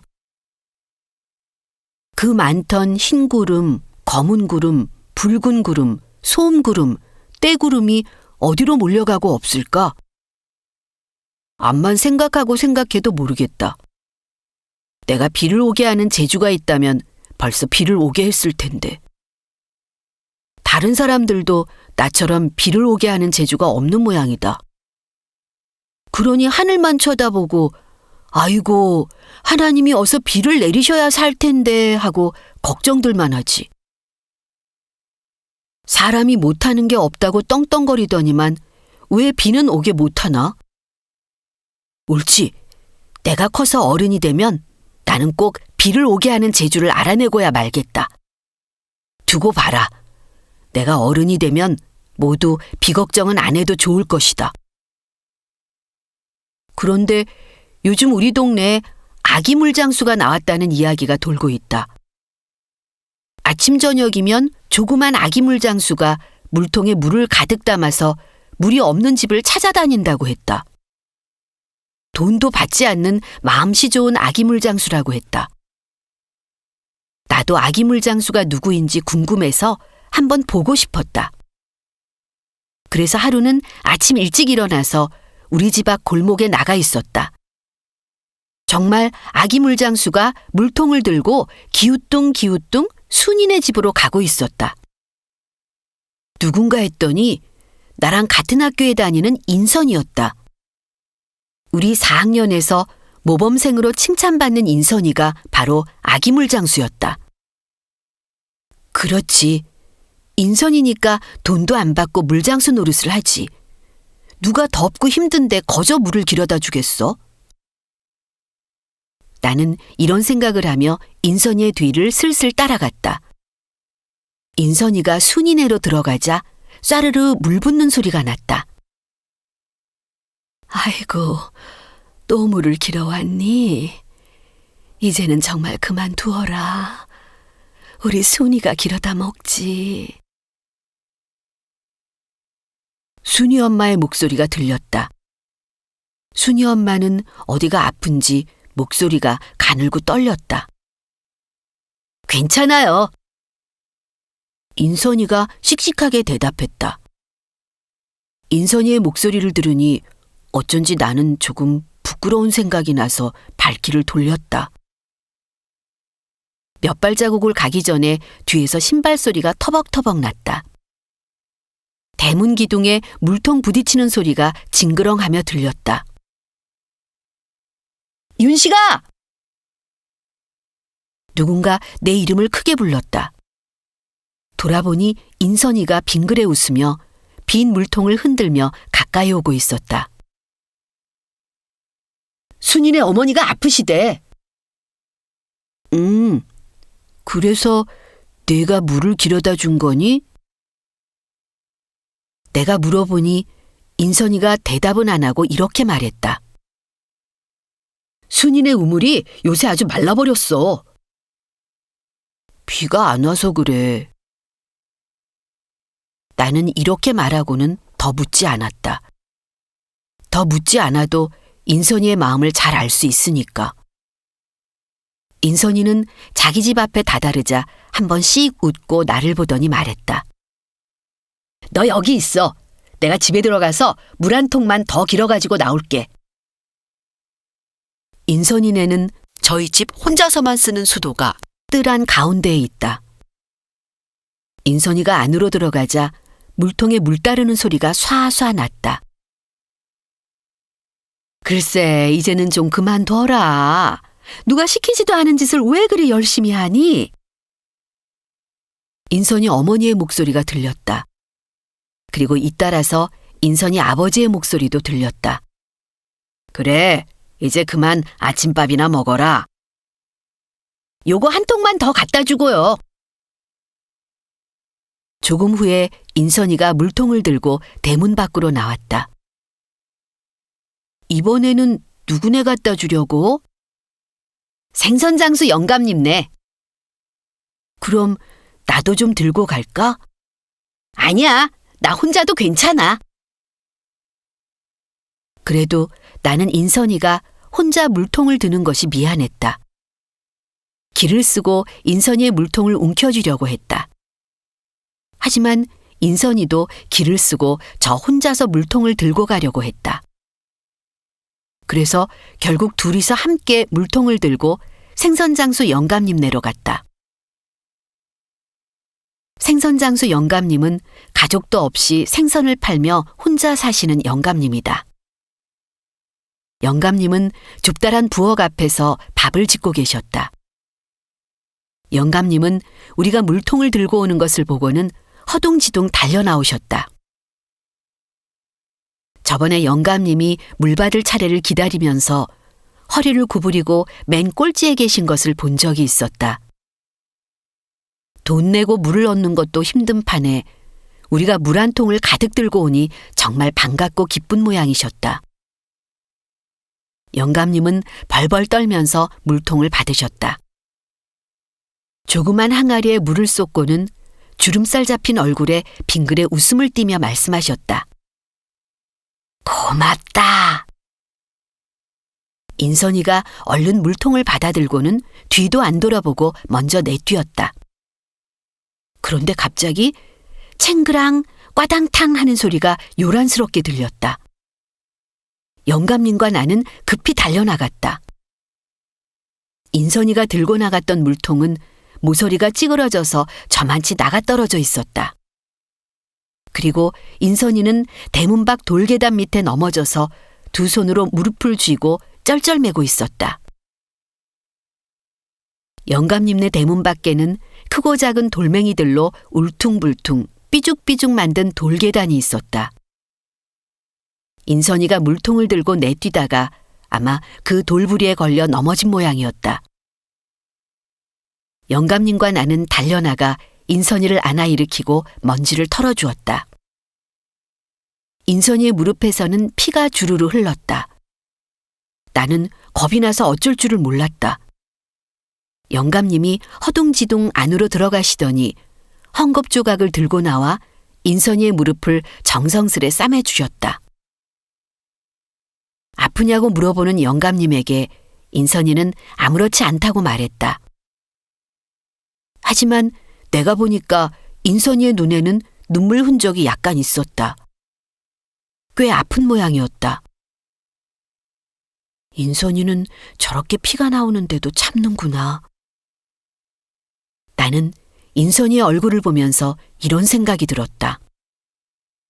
정말 인선이는 우리 4학년에서, 아니 우리 학교에서 모범이 될 만하다. 인선이는 다시 물통을 들고 절뚝절뚝 걸었다. 나는 할 말이 없어서 잠자코 인선이 옆에서 따라 걸었다. 그리고 오늘은 학교 소집일이었다. 학교에 갔더니 인선이는 아직도 무릎에 헝겊을 감은 채 절뚝절뚝하면서 학교에 왔다. 그걸 보더니 아이들이 쫓아다니며 물었다. 인선아, 무릎이 왜 그래? 왜 그래? 선생님도 물으셨다. 어쩌다 그렇게 된 거니? 그래서 내가 오늘 아침에 본 대로 선생님께 말씀드렸다. 그랬더니 선생님은 인선이의 등을 토닥이면서 인선이를 칭찬하셨다. 아기 물장수가 기특하고 장하다. 아이들도 한 번씩 아기물장수! 아기물장수! 하며 인선이를 불렀다. 아기물장수 인선이도 그 소리를 듣고는 빙그레 웃었다.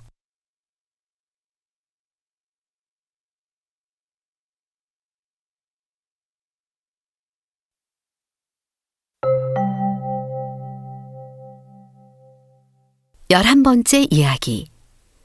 알사탕과 설탕. 양치소금. 물 튄다! 아빠가 호령을 하시는 바람에 오기는 슬그머니 물러났습니다. 오기는 엄마의 잔소리가 나와야만 일어나는 늦장꾸러기입니다. 때문에 어른들이 세수하시는 것을 여태 본 적이 없었습니다. 그래서 오기는 아빠가 세수하시는 것이 재밌게 보여 다가서 있었습니다. 오기가 세수할 때는 엄마가 시켜주시거나 마음 내키면 자기가 물을 찍어 바르거나 하였습니다. 아니면 도무지 씻지 않겠다며 떼를 쓰기도 하였습니다. 그러던 오기인지라 아빠가 최푸르투 하며 세수하시는 것을 보고 있노라니 아주 재미있었습니다.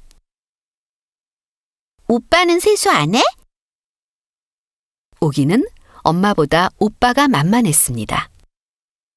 그래서 오빠가 세수할 때는 내 멋대로 봐야지 하고 벼르고 있었습니다. 그래, 세수해 안 해? 해. 오빠는 넌지시 대답하고선 수건을 허리에 차고 방에서 나왔습니다. 오빠는 무언가를 먹으면서 나왔습니다. 설탕처럼 보이는 하얀 가루를 수북하게 담은 접시를 손에 들고 가루를 찍어 먹고 있었습니다. 나도 좀. 무얼? 그거. 오기는 손가락으로 접시를 콕 가리켰습니다. 이거 먹고 싶단 말이지? 오기는 오빠의 물음에 대답 대신 고개를 끄덕였습니다. 오가, 이건 먹으면 짠 거야. 설탕이 짠 거라고? 사탕가루가 아니야. 오빠는 혼자서만 찍어 먹었습니다. 혼자만 찍어 먹지 말고 나도 좀 줘. 설탕이 아니래도? 그럼 뭐야? 소금이야, 소금. 오빠는 자꾸 찍어 먹으면서 뭘 그래? 오기 오빠는 한편으로 우습기도 했지만 또 한편으로는 오기가 얄밉기도 했습니다. 소금을 소금이라고 하는데 거짓말인 줄 알고 자꾸 졸라대니까요. 오빠는 오기에게 접시를 내밀며 말했습니다. 봐봐, 설탕인가? 오기는 먹고 싶어서 목젖이 넘어가던 판인지라 접시에 든 것을 단숨에 목에 쓸어 넣었습니다. 그리고 이렇게 말했습니다. 짜다. 나프탈렌. 엄마, 고리에 넣고 있는 게 뭐예요? 시장에 다녀오신 엄마가 울퉁불퉁 튀어나온 봉지를 고리에다 넣고 계셨습니다. 오기의 눈에는 그것이 꼭 알사탕으로만 보였습니다. 엄마, 하나만 먹을게요. 이게 알사탕인 줄 아니? 못 먹는 거야. 그럼 뭐예요? 아무것도 아니란다. 엄마는 무슨 바쁜 일이 있었는지 종종 걸음으로 밖으로 나가셨습니다. 오기는 예전에 엄마가 누런 봉지에서 알사탕 2알을 꺼내주시고 나머지 알사탕은 높은 고리 속에 넣으셨던 것이 생각났습니다. 그렇게 해놓고 엄마는 오기가 떼를 쓰거나 심부름을 갔다 오면 하나씩 주셨습니다. 오기는 있는 힘을 다 써서 오빠 책상을 고리 앞에 갖다 놓았습니다. 책상 위에 베개를 쌓고 올라가니 고리에 손이 닿았습니다. 안 열리려고 버티는 고리뚜껑을 콧잔등에 땀을 흘려가며 억지로 열었습니다. 봉지를 뒤지는 오기의 팔목이 고리짝에다 빨갛게 일어났습니다. 오기는 기어코 알사탕 봉지를 꺼내 들고야 말았습니다. 지난번에 보던 봉지와 꼭 같은 노란 봉지였습니다. 오기는 좋아서 실실 웃음이 나왔습니다. 울고 싶지 않아도 억지로 흘린 눈물값으로 겨우 한 알씩 얻어먹던 사탕이었습니다. 그런데 툭 터지리만큼 알사탕이 듬뿍 든 봉지를 손에 쥐게 되었으니 이런 호사가 어디 또 있겠습니까? 봉지를 펴고 쓱 들여다보니 눈송이같이 새하얀 것이 먹음직스러웠습니다. 침이 꼴깍 넘어갔습니다. 지난번 사탕들은 물기가 있고 넓적한 것도 있었는데 이것들은 둥글고 매끈하기만 했습니다. 오기는 단번에 세 톨을 꺼내서 입안에 쏙 집어넣었습니다. 애퇴! 나들이. 오기 할머니께서 사돈댁에 가시려고 옷을 갈아입고 계셨습니다. 할머니의 사돈댁이란 바로 오기의 외할머니 댁이었습니다. 눈치 빠른 오기는 어느새 알아차리고 자기도 따라간다며 떼를 썼습니다. 오기야, 달달한 알사탕 사다 줄 테니 집에서 놀고 있어라. 아휴, 구역질 나는 걸 누가 먹어요? 알사탕이 구역질 난다고? 호참, 이 할미 따라가려고 능청 맞은 소리를 다 하는구나. 암만 그러셔도 따라갈 거예요. 오빠더러 벽장에 든 설탕 봉지를 꺼내달래서 먹어라. 응? 우리 오기 착하지? 떡 찍어 먹다 남은 거 있잖니. 짠 걸 누가 먹어요? 안 먹어요. 온 집안 식구가 오기를 혼내보고 달래보고 하였지만 오기한테는 못 당했습니다. 할머니는 하는 수 없이 오기를 데리고 사돈댁으로 향하셨습니다. 오기 외할머니께서는 오기가 온 것이 너무나 기쁘셨습니다. 오기를 주려고 인절미도 사오시고 하얀 사탕가루도 사오셨습니다. 외할머니는 젓가락 끝에다 인절미를 꾹 찍은 다음 설탕을 찍어서 오기에게 주셨습니다. 오기는 먹고 싶었지만 떡에 찍혀 있는 가루가 짤 것이라 생각하니 진절머리가 났습니다. 그래서 안 먹는다고 고개를 좌우로 3개 흔들었습니다. 오기야, 외가에 와서는 사양하는 법이 아니란다. 어서 먹어, 응? 외할머니께서는 떡 꿰인 젓가락을 오기에게 억지로 쥐어주셨습니다. 오기는 어쩔 수 없이 받았습니다. 짠 게 찍히지 않은 곳을 골라 절반만 베어 먹고는 젓가락을 내려놓았습니다. 온 집안 사람들이 설탕을 못 먹는 애는 처음 본다고 야단들이었습니다. 게다가 외사촌 동생이 이 이야기를 밖에 나가 퍼뜨렸습니다. 오기는 외가에 더 있기가 싫어졌습니다. 빨리 집으로 돌아가자고 할머니를 졸라대서는 하룻밤도 지내지 못하고 집으로 돌아왔습니다. 외할머니께서는 퍽 섭섭하다 하시면서 오기에게 알사탕 한 봉지를 사주셨습니다. 한 알씩 먹으면서 집에 가라는 것이었습니다.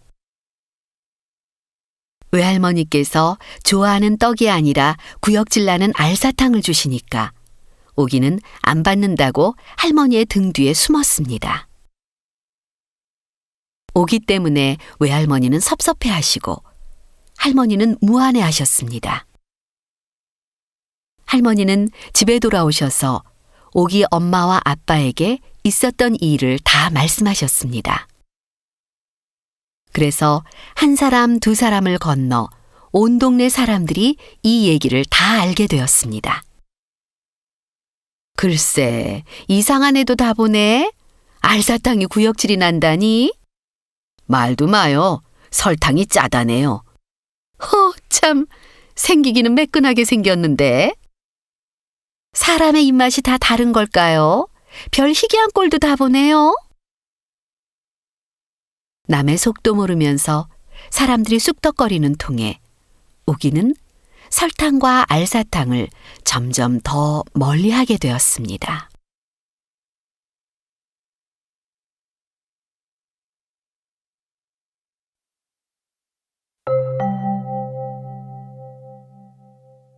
열두 번째 이야기. 네발 자전거. 한 바퀴, 두 바퀴, 세 바퀴, 네 바퀴, 다섯 바퀴. 옥남이는 세발 자전거를 타고 벌써 5바퀴나 골목을 빙글 돌았습니다. 누구라도 보란 듯이 어깨를 으쓱하고는 호기롭게 빙글빙글 돌았습니다. 그런 옥남이를 보고는 아이들이 모여들었습니다. 옥남이는 더욱 신이 나서 아까보다도 더 힘차게 자전거를 몰았습니다. 옥남이 아버지가 어제 새로 사주신 세발 자전거가 햇빛에 번쩍거렸습니다. 옥남이는 이 자전거를 얻기 위해 아버지 어머니 앞에서 몇 번이나 울며 불며 떼를 썼는지 모릅니다. 그러고도 아이들 앞에서는 언제 자기가 그랬냐는 듯이 시치미를 뚝 떼고 자전거만 뽐내고 있었습니다. 아이들은 옥남이의 세발 자전거를 한 번씩 타보고 싶은 생각이 들어 모두 슬그머니 일어났습니다. 아이들이 한 걸음 두 걸음 차츰차츰 옥남이에게 다가섰습니다. 더 다가가지 못하고 한 아이가 말했습니다. 옥남아, 나도 한번 타보자. 그 소리에 다른 아이들도 저마다 한마디씩 보탰습니다. 나도 한번 타보자. 옥남아, 나도 한번. 하지만 옥남이는 못 들은 척을 하며 혼자서 자전거만 몰았습니다. 원체 욕심꾸러기인 옥남이는 아이들에게 자전거를 뽐내기만 바쁘고 잠깐이라도 빌려줄 생각이 없었습니다. 그래도 아이들은 행여나 옥남이가 자전거를 한번 타보라고 하지 않을까 하면서 기다렸습니다. 하지만 옥남이는 여전히 한 바퀴, 두 바퀴, 세 바퀴, 저 혼자서만 타고 놀았습니다. 마침내 아이들이 멋쩍어서 하나 둘씩 집으로 돌아가고 명수와 다른 몇몇의 아이들만 남았습니다. 그때 마침 옥남이가 자전거에서 뛰어내려 저쪽으로 급히 달려나갔습니다. 보니깐 옥남이는 자기 집 화장실로 달려가고 있었습니다. 옥남이가 자전거를 버려두고 달아나니 명수와 다른 아이들은 우르르 달려들어 모두 자전거를 붙잡았습니다. 그렇게 타보고 싶었던 자전거를 이 틈에 한 번씩 타볼 생각이었습니다. 자전거 하나에 여러 명의 아이들이 들러붙었습니다. 어떤 아이는 손잡이를 붙잡고, 어떤 아이는 안장을 붙잡고, 어떤 아이는 바퀴를 붙잡고 늘어졌습니다. 아이들은 먼저 타보려고 서로 밀치며 야단들이었습니다. 야, 비켜! 내가 먼저 잡았어! 너만 잡았어? 나도 잡았어! 세발 자전거를 한 번도 마음 놓고 타보지 못한 가여운 아이들이었습니다. 옥남이가 돌아오기 전에 자전거를 얼른 타보려고 했는데 마음처럼 되지 않았습니다. 아이들은 서로 옆에 아이가 미워서 밀치락 달치락하며 자전거를 빼앗으려고 악을 썼습니다.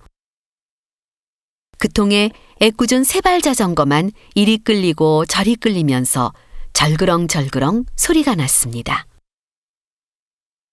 자전거는 하나인데 타보겠다고 덤벼드는 아이들은 여럿이었습니다. 세발 자전거는 그런 아이들이 딱했을 것입니다. 자기 몸을 여러 쪽으로 나누어서 아이들을 다 태울 수만 있다면 그렇게라도 하고 싶었을 것입니다. 그러나 그럴 수 없으니 아이들이 잡아 끄는 대로 그저 이리 끌리고 저리 끌렸습니다. 그 중에도 제일 힘이 센 명수가 손잡이를 붙잡았습니다. 세발 자전거는 명수 쪽으로 더 많이 끌려갔습니다. 명수는 다른 아이들에게서 자전거를 뺏으려고 더욱 힘을 냈습니다. 명수의 얼굴이 벌갰습니다. 명수가 거의 자전거를 혼자 차지할 수 있게 되었습니다. 아주 이를 악물고 있는 힘을 다해서 자전거를 잡아 끌었습니다. 정말 조금만 더 힘을 쓰면 명수가 자전거를 탈 수 있었습니다. 그런데 그때 마침 옥남이가 화장실에서 달려나왔습니다. 야, 이 자식들아! 남의 자전거를 가지고 못 들라는 거야! 아이들은 그 소리를 듣고 잡고 있던 자전거를 놓고 서둘러 헤어졌습니다. 하지만 명수는 차마 자전거를 놓지 못하고 여전히 손잡이를 잡은 채 서 있었습니다. 조금만 더 있었으면 명수가 자전거를 한번 타볼 수 있었는데 이제는 틀려버렸으니 차마 자전거를 놓을 수가 없었습니다. 명수에게 다가온 옥남이는 한마디 툭 던지며 명수를 밀쳤습니다. 야! 남의 자전거는 왜 붙잡아? 명수는 그만 자전거와 함께 넘어졌습니다. 그러나 곧 툭툭 털며 일어났습니다. 인마, 좀 만져보면 어때서? 명수는 지지 않고 대꾸했습니다. 옥남이는 명수의 말은 들은 척만 척하고는 자기 자전거를 일으켜 세워 혼자 떡하니 올라탔습니다. 나머지 아이들도 슬슬 돌아가고 명수도 할 수 없이 집으로 돌아왔습니다. 집에 돌아온 명수는 생각할수록 분했습니다. 옥남이 녀석 한 대라도 치고 올걸. 싸움이라도 한바탕 했어야 시원했을 텐데 그냥 돌아왔으니 분하기만 했습니다. 분한 생각 끝에 엄마에게 자기도 세발 자전거를 하나만 사달라고 하고 싶었습니다. 하지만 기름 장수를 다니는 어머니께서 쉽게 자전거를 사주실 것 같지 않았습니다. 또 어머니는 기름을 팔러 나가셔서 아직 들어오지 않으셨으니 말할 수도 없었습니다. 명수는 저 혼자 골이 나서 견딜 수가 없었습니다. 옳지, 형에게 사달라고 해야지. 명수는 공장에서 일하는 형이 생각났습니다. 어머니는 기름을 팔러 다니셨고 형은 매일 공장에 다녔습니다. 그리고 명수는 매일 혼자서 집을 지키고 지냈습니다. 아무도 없는 쓸쓸한 집. 다 쓰러져 가는 집을 혼자 지키고 있노라면 명수는 늘 갑갑했습니다. 그래서 집 밖에 나가 아이들과 놀다 들어오곤 하였습니다. 오늘도 그렇게 밖에 나갔다가 옥남이가 자전거를 타는 것을 본 것이었습니다. 그저 부러워서 자전거를 한번 타보고 싶었던 것인데 밀쳐져서 넘어지기만 했습니다.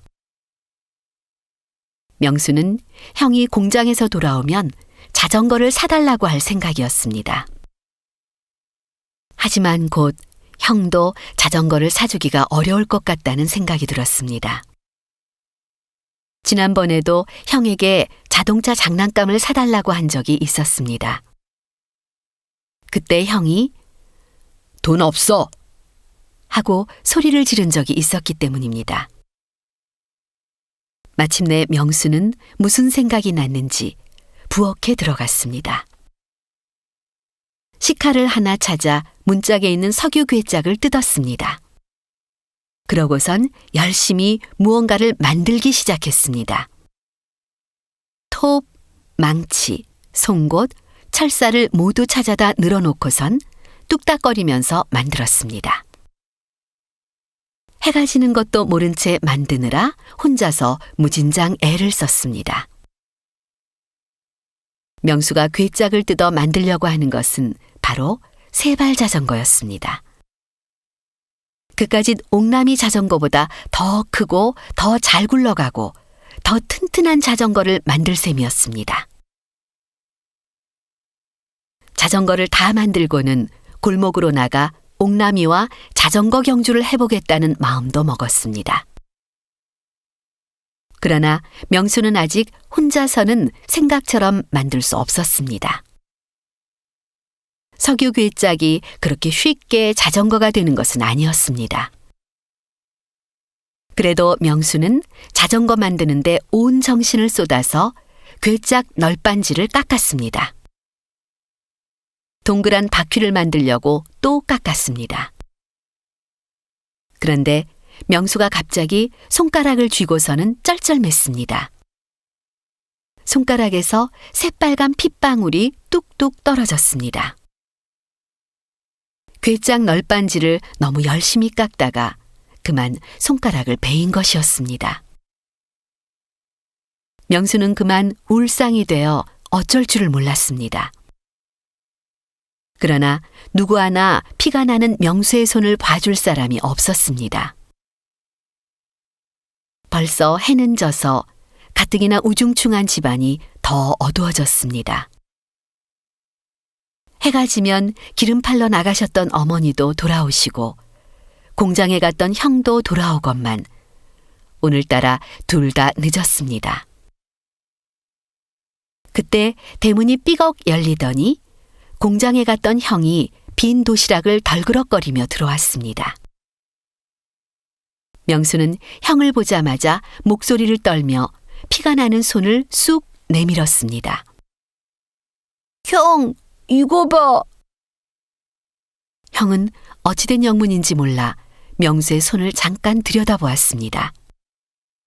그리고 집안에 널브러져 있는 널빤지 조각이며 칼, 망치, 톱 이런 것들을 휘휘 둘러보고는 말했습니다. 명수야, 너 뭐 만들려고 했구나? 형은 얼른 헝겊 조각을 찾아와 피가 나는 명수의 손가락을 감싸주었습니다. 손가락을 동여맨 명수가 말했습니다. 형, 나 세발 자전거 만들 거야. 이 말을 들은 형은 어쩐지 가슴이 뭉클했습니다. 언젠가도 명수가 자동차 장난감을 사달라고 했을 때 사주지 못한 적이 있었습니다. 돈이 없다고 소리만 질러 명수가 굉장히 속상해했습니다. 명수가 얼마나 자전거가 갖고 싶었으면 자전거를 만들겠다고 저렇게 손가락을 베었을까 하는 생각이 들었습니다. 명수가 옥남이에게 밀쳐진 것이 얼마나 분했는지 모르는 형은 명수가 다친 것이 다 자기 때문인 것 같았습니다. 형은 물끄러미 명수를 바라보고는 말했습니다. 그래, 형하고 같이 만들자. 형의 목소리는 부드러웠지만 어딘지 힘이 느껴졌습니다. 형은 널빤지 조각과 너저분하게 흩어져 있던 공구들을 주섬주섬 주워 모았습니다. 그때 기름 팔러 나갔던 어머니도 기름 함지를 이고 들어오셨습니다. 며칠 후 동네 아이들은 명수가 널빤지 자전거를 타고 골목을 빙글빙글 도는 것을 볼 수 있었습니다. 명수는 그까짓 옥남이의 자전거도 자신의 널빤지 자전거에 비하면 아무것도 아니라는 생각이 들었습니다. 그도 그럴 것이 명수의 자전거는 바퀴가 4개나 달린 4발 자전거였습니다. 명수는 자신의 4발 자전거를 신나게 몰았습니다. 한 바퀴, 두 바퀴, 세 바퀴. 그리고 명수는 새로 생긴 네발 자전거를 자랑 삼아 이 아이 저 아이 누구나 마음대로 타게 해 주었습니다.